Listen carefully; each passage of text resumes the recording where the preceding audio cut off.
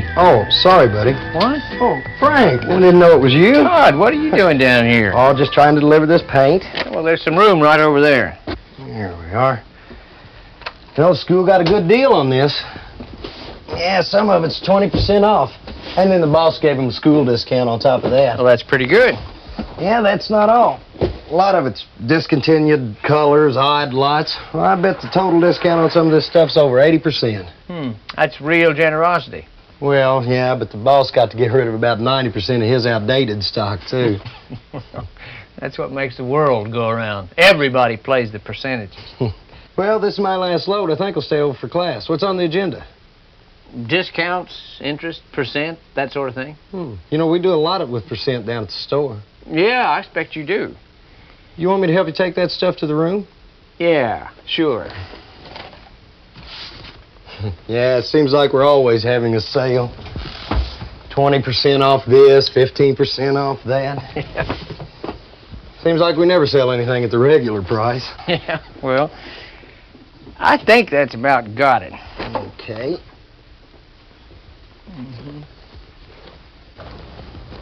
What's the big deal about percent anyway? No big deal. Different people think differently about it. How so? Well, if I were going to tell you about percent, knowing what you know about numbers and your experience down at the paint store, I would approach it entirely differently than I would for someone else. Well, what do you mean by that? Well, a lot of people like rules, you know, do this, do that in order to get answers. Oh, yeah, I know. Yeah, but you like to know the reasons, the mathematical phenomena that make things work. That's me, all right. So what's the math behind percentage? Well, I think that it's A over B equals C. What do you mean you think? Well, take a look at these worksheets here. I have 3 different kinds, one for each type of percentage problem. But, Todd, for people like you who have a real interest in the basics, I don't need 3 different kinds. You just need one formula, A over B equals C. Can I see one? Oh, yeah, sure. See, with percentage problems, only 3 things can happen. That's why there are 3 different kinds of percentage problems. In each case, one term is missing. What are the terms? Part divided by whole equals percent. That's it? That's it. That's the whole thing. Part over whole equals percent. That is, if you're able to determine what is missing in each case. Could you show me? Yeah, sure. Look here. In this little bag here, I have all different kinds of coins. There are pennies and nickels and dimes and quarters. Now, I've already counted them, so I know that there are 24 in all. All right, so 24 is the whole then. That's right. Now, I also know that there are 9 pennies here. So, what is the percentage of pennies to the whole? Oh, well, that's easy. 9 over 24 will give you that. Yes, but what is the term? Well, percent. By the way you asked the question, we're trying to find percent. That's right. Now, don't forget that, because that's the entire principle. I'll tell you, I'll work it out on the board here. All right. That would be 9 over 24. So I would take 24 into 9.0, be 3, make that 72, 18 remainder, bring down a 0, be 7, make that 168, 12, 0, 0, be 5, 120. Okay, so that would be 37.5%. Good. Now you have the value of all 3 terms. Okay, now suppose I said, in this pile, 37.5% are pennies. What are you looking for now? Well, the number of pennies, the part. Okay, show me. All right, well, that would just be pennies divided by 24 equals 37.5%. Now, Todd, how in the world can you divide 24 into something when you don't know what it is? Now, that's what we were discussing the night you abandoned us. What do you mean, abandoned? When you were late. Oh, yeah. Well, we didn't need you anyway. We figured that with an equation like that, you can rearrange it to get what you want. In some way, you've got to get the unknown on one side of the equal sign all by itself and the 2 knowns on the other side. Well, now, how did you do that? Well, we used the inverse operation. I don't understand. Who's the teacher here? At this point, it's up for grabs. But you go ahead because you're doing great. Well, all right. To get the pennies on one side by themselves, you would multiply both sides by 24. Well, how do you know? Well, let me finish this. 4. See, written like this, it says something divided by 24. If I multiply the whole thing by 24, it's still in balance, but the 24s cancel out. Well, that sounds logical. Oh, it's more than logical, it's mathematical. Then what's next? Well, I'll move the decimal point over to make it .375 times 24. That should give you 0, 0, 5, 1, 0, 5, 7, 0, 0, 0, 9. Put the decimal point back in the answer, and 9. Right. All right, now are you ready for the next part? Just a second. Last night, my wife and I were talking about buying a house, and she said she read somewhere that you could afford to spend up to 25% of your annual income on housing. Now, I could use this formula to help me find out what that was. Yes, you sure could, if you knew the percentage, which you do. Right, it's 25. Right. And I assume you know your annual income. Well, right now I make about $12,000 a year. My wife works part-time and makes $7,500, so that would be $19,500, right? Right so far, so what's next? Well, we have the whole, that's $19,500, and we know the percent, it's 25, so what we're looking for, what's missing, is the part. Right again, the part of your annual income that you can afford to pay for housing. Okay, so what I would do then to find the part is multiply the whole, 19,500, by the percent. Sounds good to me. All right, I'll do that. So it'll be .25. Here, 9, 0, 0, 0, carry the 1 is 19, make that 3, 0, 5, 7, 8, 4. Make sure you put in the decimal point. Oh, right, can't forget that. So that would be $4,875. Or just a little over $400 every month. Right.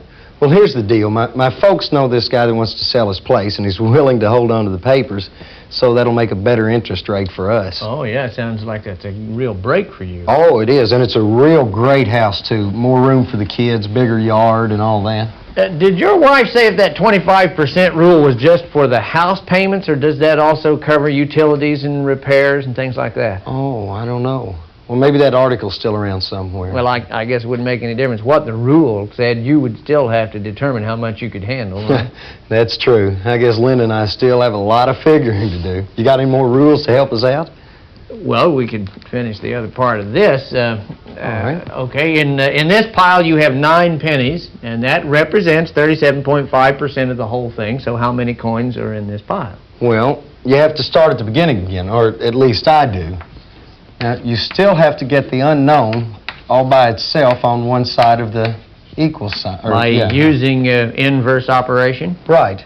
So in this one, I would multiply both sides by square. By square, but you don't even know the value of square. Well, it doesn't make any difference if you do the same thing to both sides. It's still in balance. Well, now you have 9 equal to 37.5 times square. You still don't have square all by itself.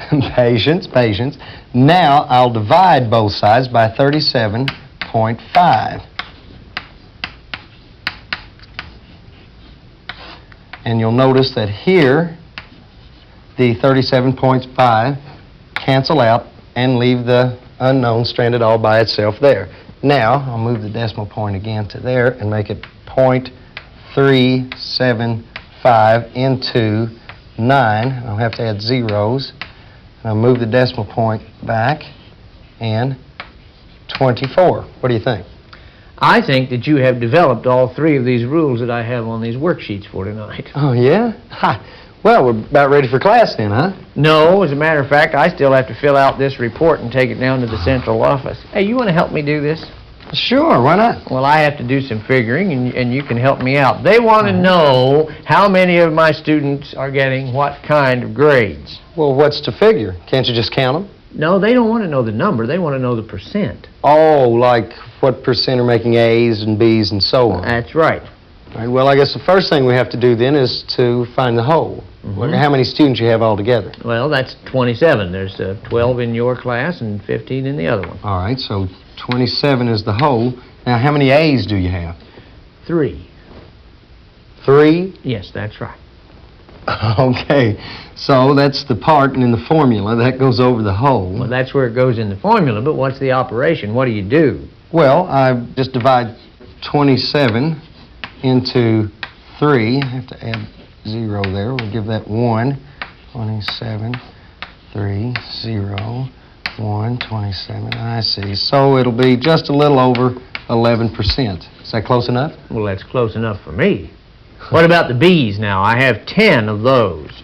All right, then that would be 10 over 27. Hey, what are you guys up to? Oh, we're playing the percentage. What are you doing? Oh, I'm entered in a midnight marathon tonight after class. We're running under the lights at the stadium. What's the matter? You scared to run in the daytime? You know, I heard about this group called Runaholics Anonymous. Do you think you'd be interested in that, Bill? Midnight marathon, huh? 24-hour-a-day jogger. After 2 or 3 laps, they're called them the night crawlers. Very, Put very him a little funny. treadmill over here on the other side of Let his him get desk. the workout, let him warm up over there. You ought to be doing it yourself.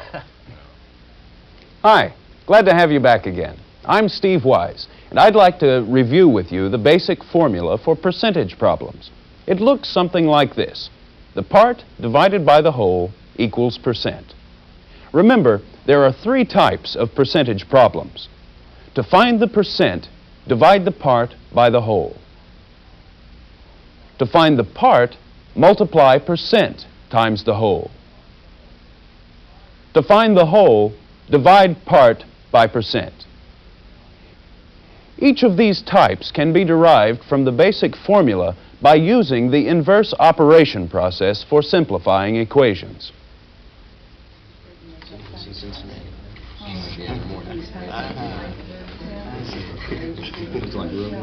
Bill, could you pass these back? Pass those back.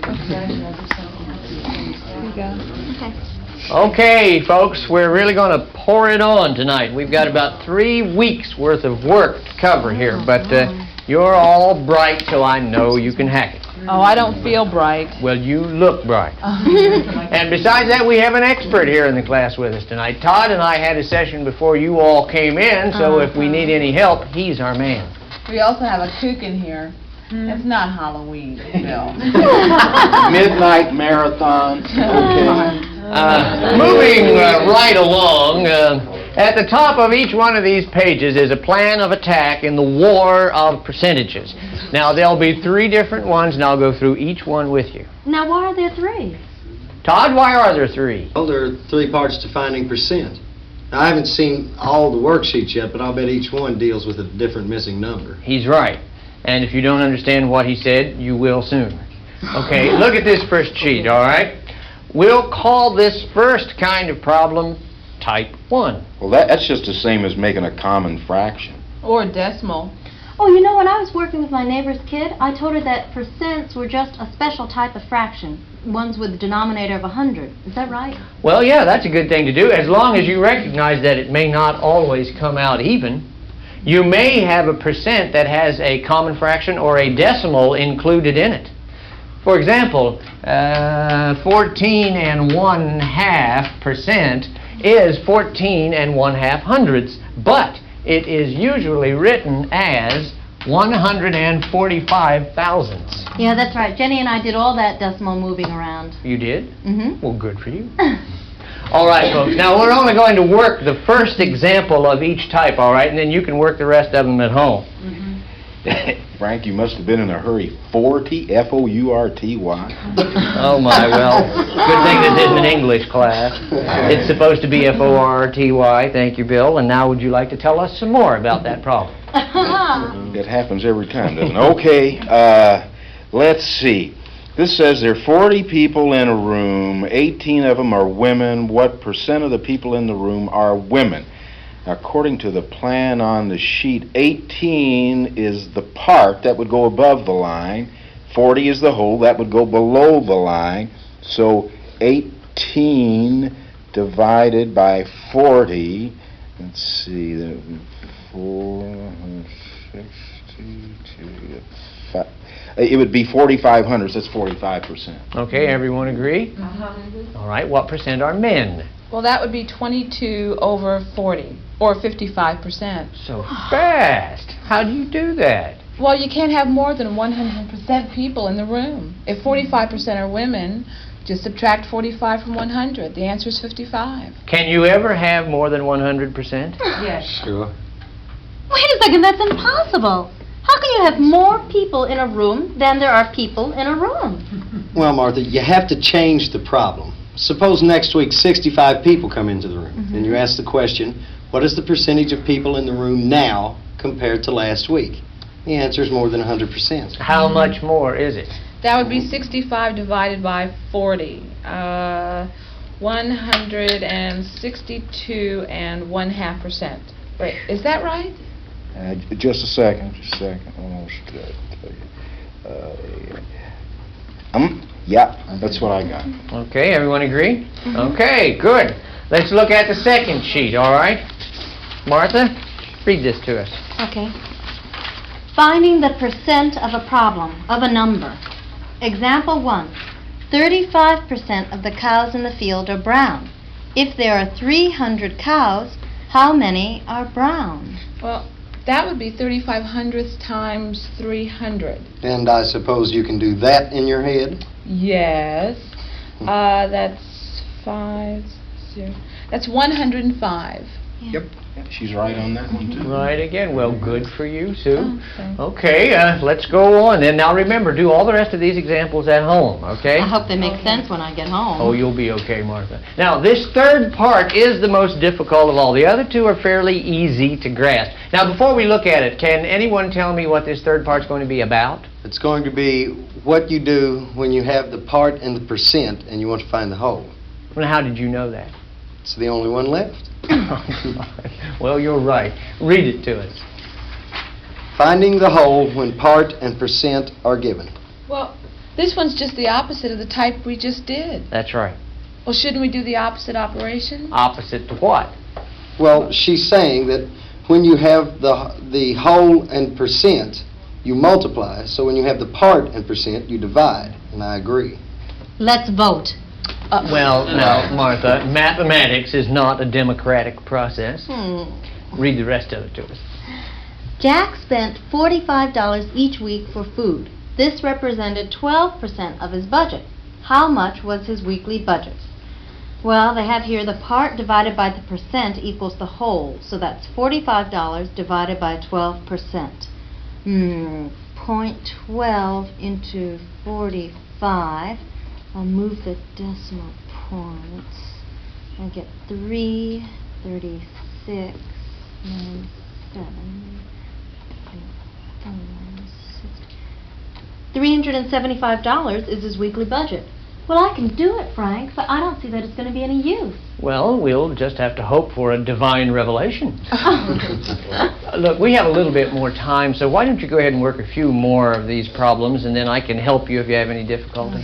You know, I think these worksheets are a lot easier than real life. Oh, for sure. It's a lot harder when you have to sort out all the facts for yourself. No, I mean when I write it down, I have no problems.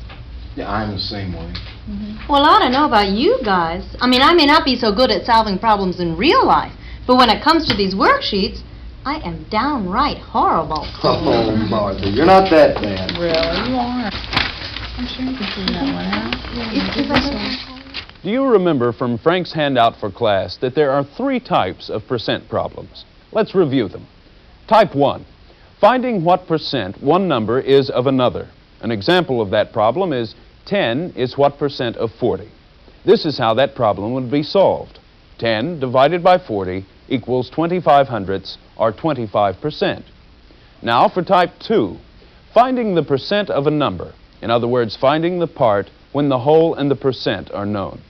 That sort of problem would look something like this. What is 25% of 40? And when solved would be 40 times 25/100ths equals 10. Last but not least is type 3, finding the whole when the part and the percent are given. An example is 25% of what number is 10. To find the answer, 10 divided by 25 hundredths equals 40. The simple formula from which all of these are derived is our formula for percentage problems. The part divided by the whole equals percent. This is something you should always try to remember. Well, okay, folks, that's it for tonight. I'll see you all next week. Okay. Okay.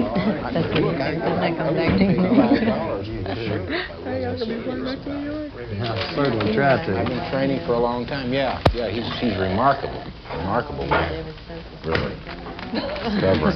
Okay, take care. You ought to come out there. You know, think about it.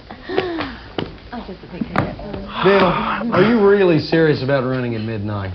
Well, you mean serious? Of course I'm serious, man. Haven't you seen this article in the paper? Look at this. This is a big deal.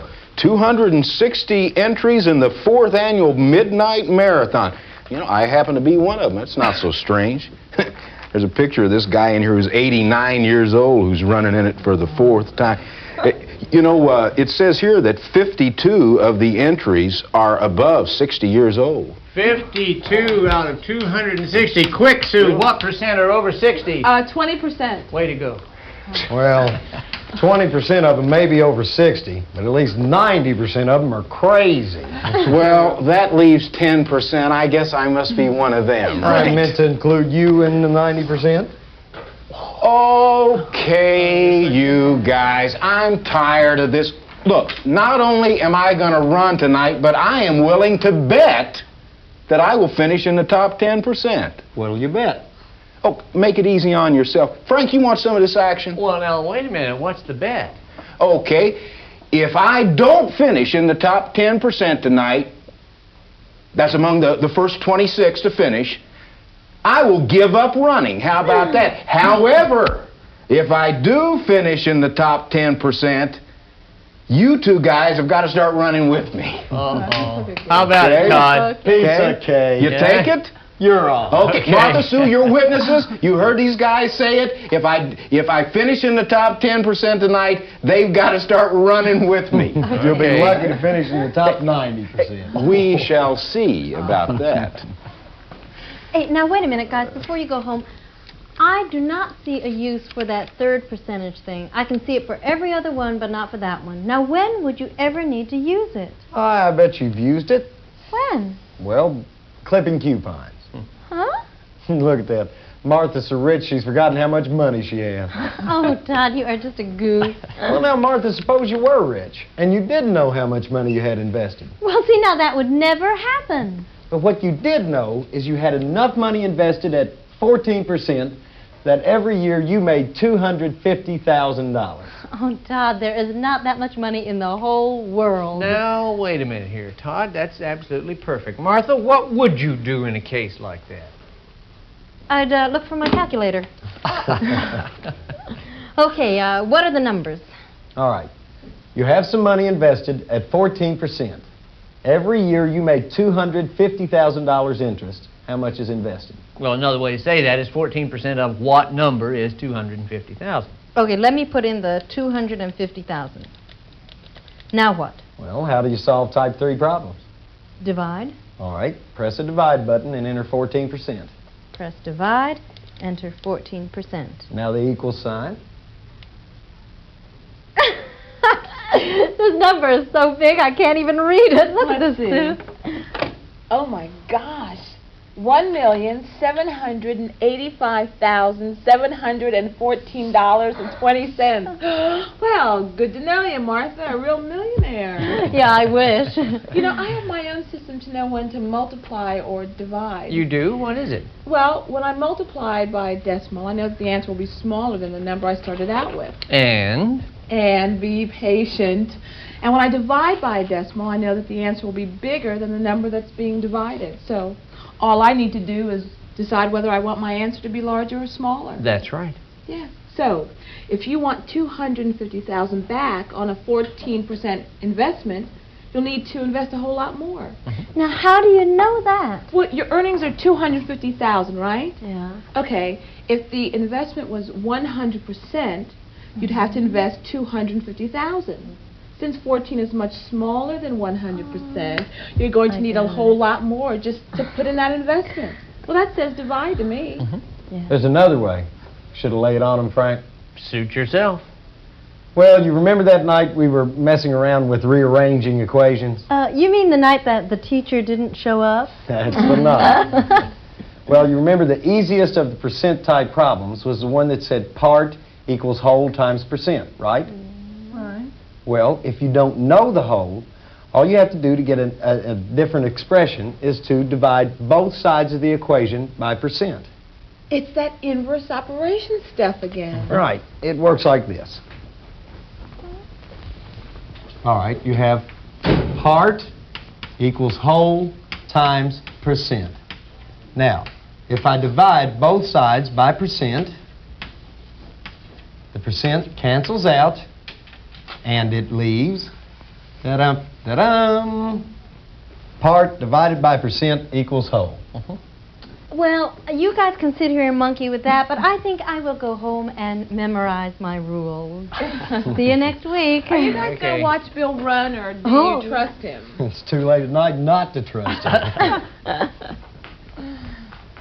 See you next time, Frank. Yeah, bye-bye. If you're like Martha and you need rules, here they are once more. Type 1, part divided by the whole equals percent. Type 2, whole times the percent equals the part. And type 3, the part divided by percent equals the whole. You get type 2 and type 3 by simplifying type 1 and by using inverse operations. Either way, there are only 3 possibilities, and you have all of them. This is Steve Wise. See you next time.